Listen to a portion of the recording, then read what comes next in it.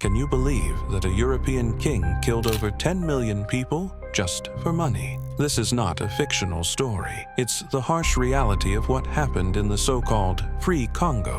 Imagine having your hand cut off simply because you didn't meet your quota for collecting rubber. At a time when Europe proudly spoke of civilization, blood was flowing silently in the heart of Africa. So, what is the story Belgium tried to hide for over a century? And who was Leopold II, the king who turned the Congo jungle into a living hell? Welcome to the largest genocide in the history of Africa. A long time ago, in the heart of Europe, there lived a king who was not satisfied with just ruling his own small country.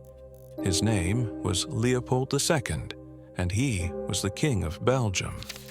But Belgium was a tiny place, and Leopold had big dreams. He wanted more, not for his people, but for himself.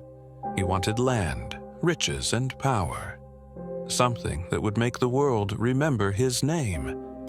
Leopold looked to Africa. Back then, European powers were racing to grab pieces of Africa, claiming the land like it was theirs to take. They called it the Scramble for Africa. It was like a mad rush. But Leopold didn't want to wait in line. He had a different idea. Instead of asking other countries to help him, he decided to get a huge piece of Africa just for himself, not for Belgium, but for him alone. He planned to make it his own private kingdom. He looked at a place called the Congo. It was massive, full of forests, rivers, and resources. But most importantly, it wasn't claimed by anyone powerful yet. Leopold saw his chance. He told the world that he wanted to help. He said he was going to bring peace, stop slavery, and teach the local people. He called it a mission of civilization. But none of that was true. It was all a trick. To make people believe him, Leopold started building something called the International African Association. It sounded nice, like a charity or a group of explorers, but it was just a mask. Behind it, Leopold was sending soldiers and officers into Congo to take control of the land and everything in it. He even sent a famous explorer, Henry Morton Stanley, to make deals with local leaders. But those deals were unfair and confusing. Many of the chiefs didn't know what they were signing. Some couldn't even read the paper. In return for a few simple gifts, they were unknowingly giving up their land, their people, and their future. In 1885, Leopold finally got what he wanted. At a meeting of European powers called the Berlin Conference, they agreed to let him have the Congo, not Belgium, but Leopold himself. They believed his lies. He promised to make life better for the people there. He promised free trade and help for everyone. But once he got control, he closed the doors. The Congo Free State, as he called it, became anything but free. Leopold's dream had come true, but it wasn't a dream for the people of Congo. It was the beginning of a nightmare. After Leopold got control of the Congo in 1885, everything started to change, but not in the way he had promised. The land, the rivers, the trees, and even the people were no longer free. It all now belonged to one man, King Leopold. From far away in his palace in Belgium, he ruled over a land he had never lived in. He called it the Congo Free State, but there was nothing free about it. Leopold didn't care about the Congolese people. He cared about money. He saw the Congo like a treasure chest waiting to be opened.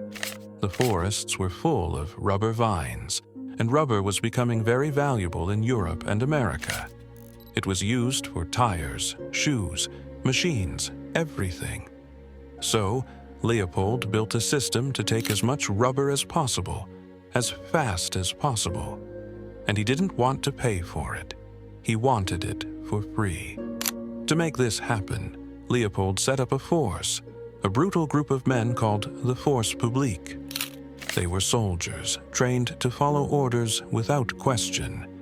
Some were European, but many were Africans, forced to fight against their own people. They were given guns, whips, and power. Their job was to make sure rubber came in, no matter what it took. Villages were forced to meet impossible rubber quotas. If the people didn't bring enough rubber, they were punished. Sometimes entire villages were burned down. People were beaten, families were torn apart. Men were chained and made to work all day, while women and children were taken hostage to make sure they obeyed. The force publique didn't just take rubber, they took lives. What made it worse was that no one outside really knew what was happening. Leopold made sure of that. He blocked outsiders from entering Congo. He told the world that he was helping the people, that he was building schools and roads. He sent pictures of white men standing proudly next to native people, smiling. It was all fake. Behind the scenes, a quiet horror was growing. This wasn't just taking land. It was stealing souls. Villages that had stood for generations were wiped out. Traditions were lost. Fear filled the forests. But the outside world still believed Leopold's lies. For now, the Congo had become a hidden prison, and its people were trapped in a nightmare they couldn't escape. King Leopold kept repeating the same words to the world. "I'm bringing civilization to Africa."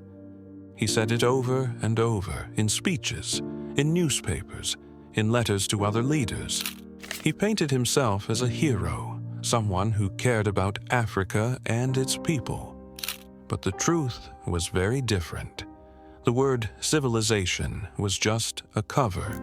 It was a lie used to hide the violence, greed, and pain happening deep in the Congo.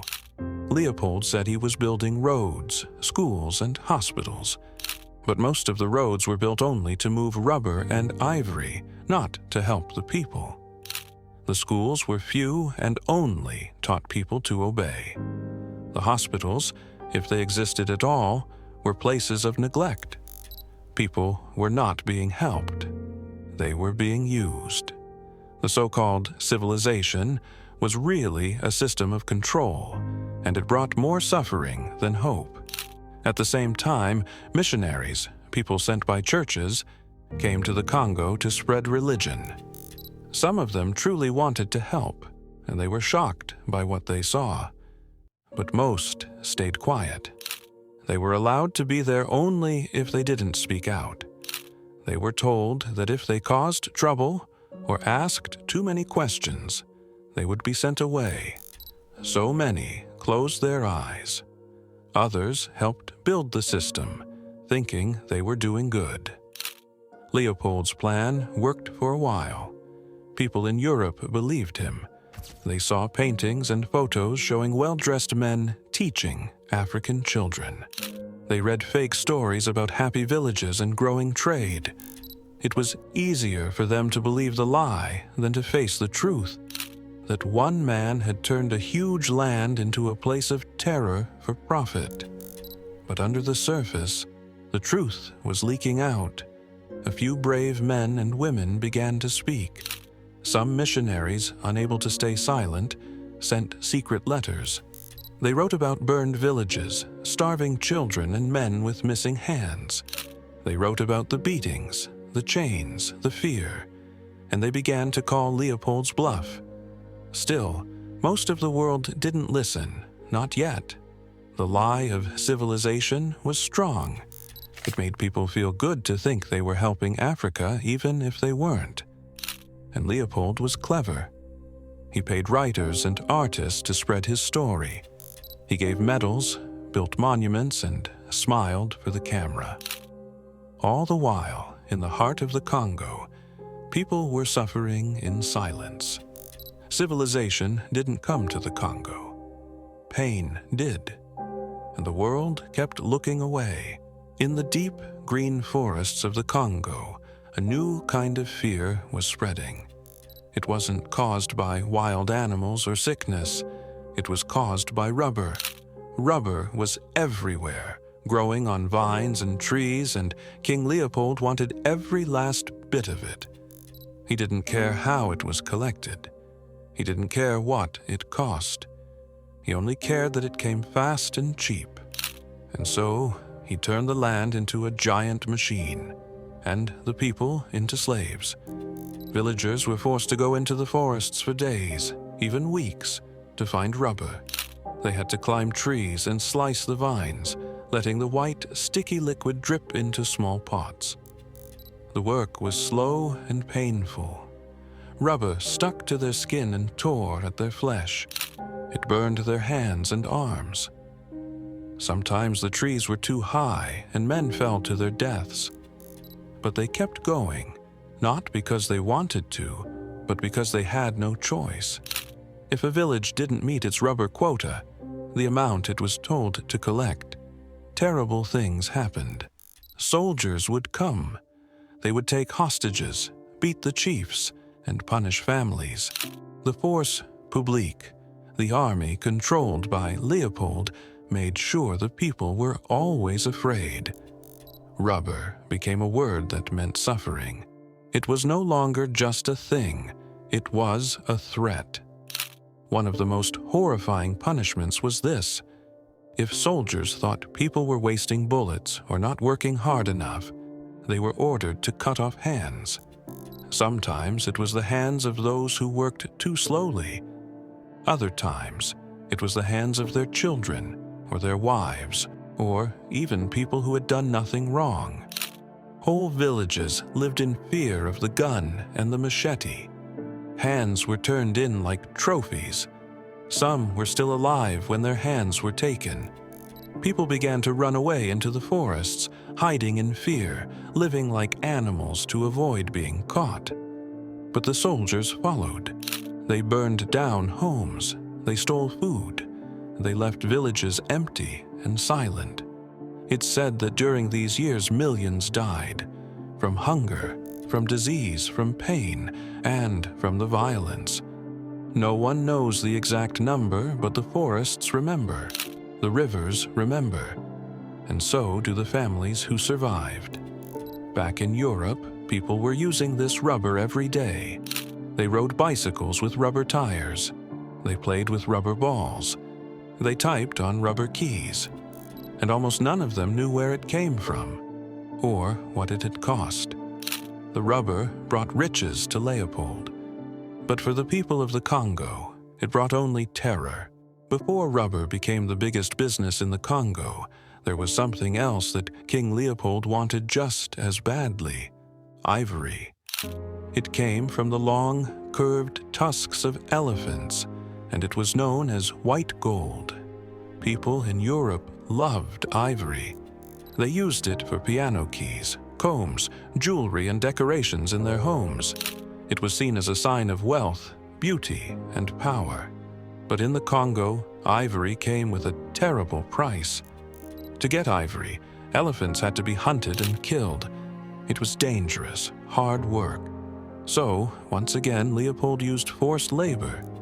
Men from villages were taken deep into the forest to track and kill the animals. They were given little food and no pay. They walked for days, carrying heavy tusks on their backs, through rivers, over mountains, across heat and rain. If they dropped them, they were beaten. If they ran away, their families were punished. Just like with rubber, the soldiers of the Force Publique watched over everything. They used fear to keep people working. Sometimes they demanded both rubber and ivory at the same time. That meant double the suffering. Villagers were pushed to the edge. They had no time to rest, no freedom to say no, no way to escape. Ivory flowed out of the Congo in boats, headed for European markets. But with every tusk came more pain. Ivory wasn't just about money. It also became a way to show control. Soldiers and officials decorated their homes with elephant tusks, showing off their power. Some used ivory to make gifts for Leopold or for themselves. Every piece of ivory taken meant another piece of the Congo lost. Another animal gone. Another person hurt. Another village broken. At the same time, the land was being emptied. Animals disappeared. Forests were cut. The people, once proud and free, were being turned into tools. Their stories were not written down. Their voices were not heard. Instead, their suffering was hidden behind shiny objects and smiling lies. Leopold's empire kept growing richer. The ivory trade poured money into his pockets. He built grand buildings in Belgium. He lived in luxury. And still, he told the world that everything he was doing in Congo was for the good of the people. But there were cracks starting to show. Some people were beginning to ask questions. A few brave witnesses were telling the truth. They had seen the blood behind the ivory, and they could not stay silent forever. The Congo's silence was deep, but not endless. To keep control over the Congo, Leopold needed something more than just fear. He needed an army. But not just any army. He needed a force that could control thousands of people, keep them working, and punish anyone who dared to resist. So, Leopold created the Force Publique, a military group made up of European officers and African soldiers. But these soldiers weren't from the Congo. They came from other parts of Africa, and many of them had no choice but to join. The Force Publique was built on cruelty. The soldiers were given guns, ammunition, and orders to make sure the people of Congo followed Leopold's rules. The officers, usually Europeans, would sit back and watch, while the African soldiers were the ones who carried out the violence. They used rifles, machetes, and whips to make people obey. The Force Publique was responsible for some of the worst acts of cruelty. When villagers didn't meet rubber or ivory quotas, the soldiers would punish them in terrible ways. They would burn homes, destroy crops, and take hostages. Women and children were often held as ransom to make sure the men worked harder. If anyone tried to escape, they were hunted down. One of the most horrifying tactics used by the Force Publique was the hand-taking policy. Soldiers would go to villages and demand that every person who had killed an elephant or didn't meet their rubber quota turn over a hand. A real human hand, cut from a living person. The soldiers would kill people to collect these hands, and it wasn't just men who suffered. Women and children were also targeted. It didn't matter if they were innocent or guilty. The soldiers would cut off hands, sometimes just to prove they had enough bullets to use or to show their power. If the villagers didn't have enough hands to give, they were punished even more severely. The Force Publique would raid villages, set them on fire, and steal everything they could. People were forced to live in constant fear of these soldiers. It didn't matter where they hid or how far they ran. The Force Publique would find them. And yet, Leopold kept telling the world that he was civilizing the Congo. He said the people there were better off under his rule. He sent postcards showing happy Africans working for him, but these images were nothing but lies. He hid the true horror of the Congo behind a curtain of propaganda, making sure no one could see what was really happening. But the violence was impossible to hide forever. As more and more people suffered, stories began to leak out. Some soldiers, feeling guilty for their actions, started to speak out. They couldn't live with the blood on their hands anymore. But Leopold's control over the Congo was strong, and those who tried to expose the truth were often silenced or ignored. The people of the Congo were stuck in chains, not just physical ones, but chains of fear and lies. Their lives, their dignity, and their land were all controlled by a man who cared only for power and wealth. By the early 1900s, the Congo was drowning in pain. Villages were empty. Forests were quiet. What used to be full of life was now a land of fear and loss. But what made this time even darker was how quiet the world still was. Millions were suffering, and yet almost no one outside the Congo truly understood how bad it had become. The people's cries didn't reach Europe. Their voices were being silenced. The Congo's population was shrinking. Historians believe that up to 10 million people may have died during Leopold's rule.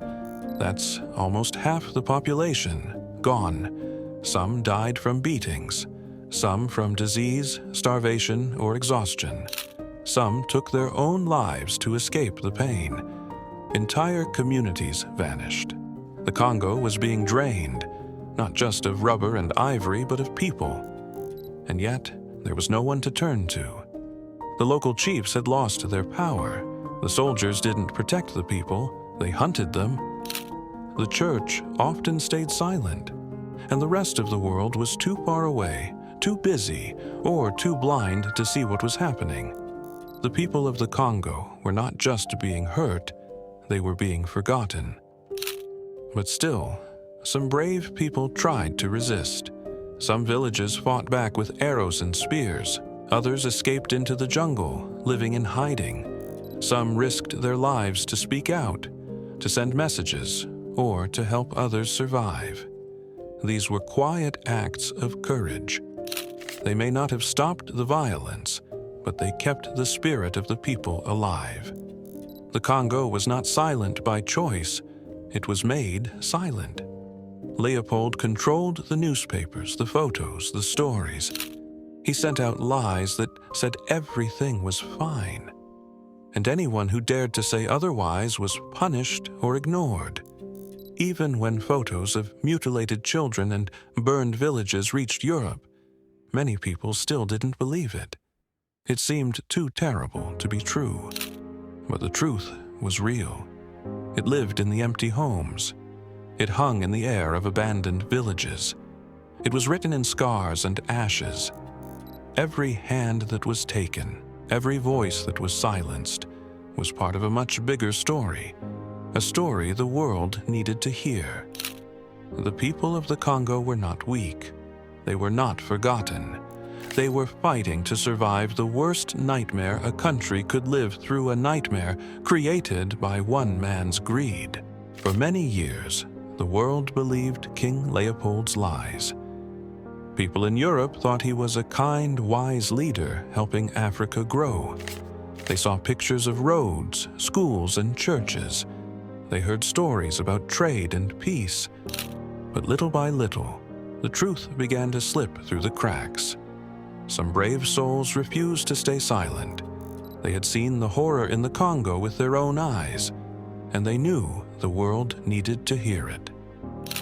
One of the first to speak out was George Washington Williams, an African-American man who visited the Congo in the early 1890s.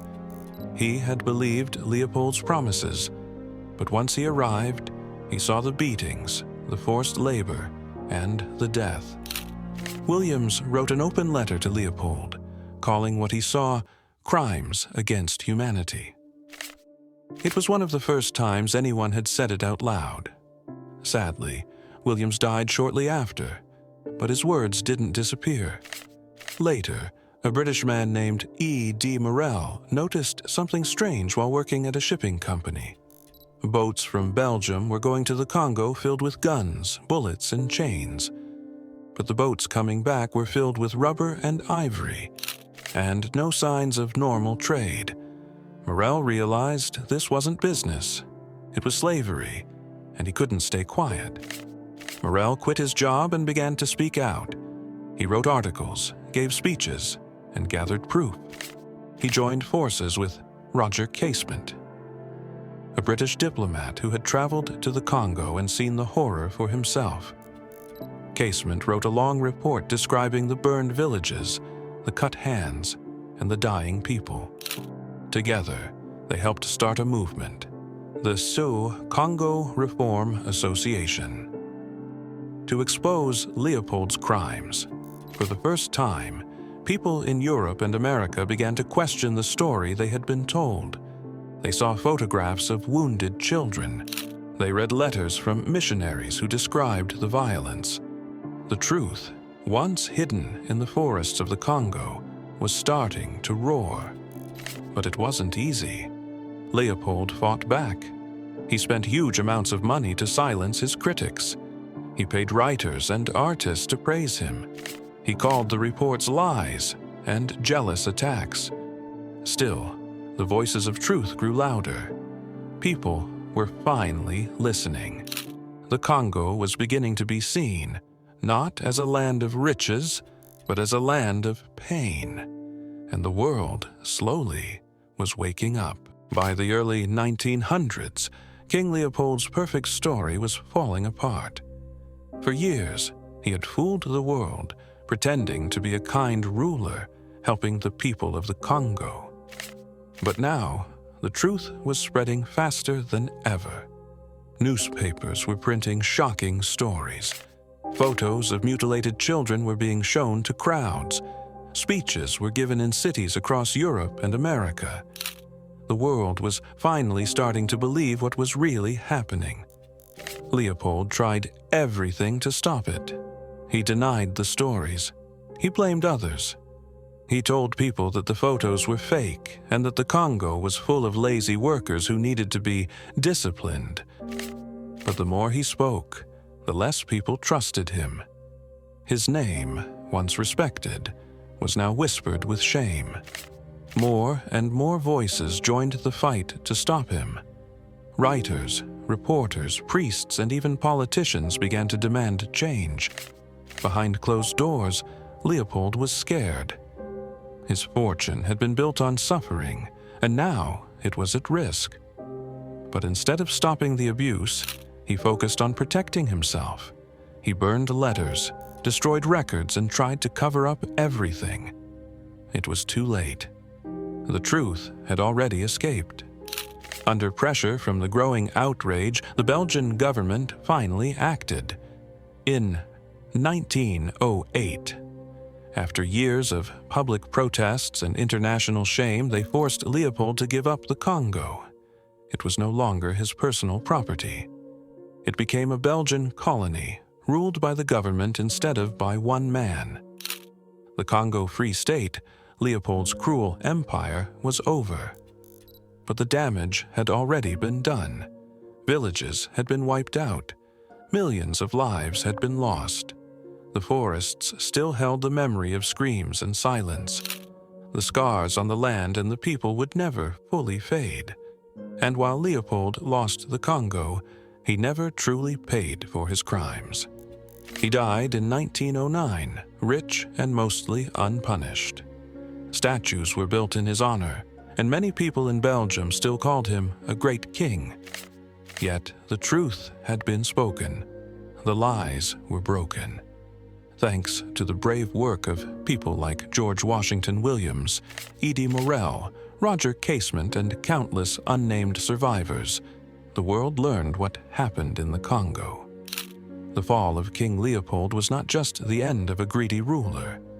It was the start of a new chapter, where the voices of the oppressed began to rise. The Congo had been silenced for too long. Now, it was time to listen. When King Leopold finally gave up control of the Congo in 1908, many people hoped that the nightmare was finally over. But the truth is, even though Leopold was gone, the pain he left behind remained. The Belgian government took over, and the Congo Free State became the Belgian Congo.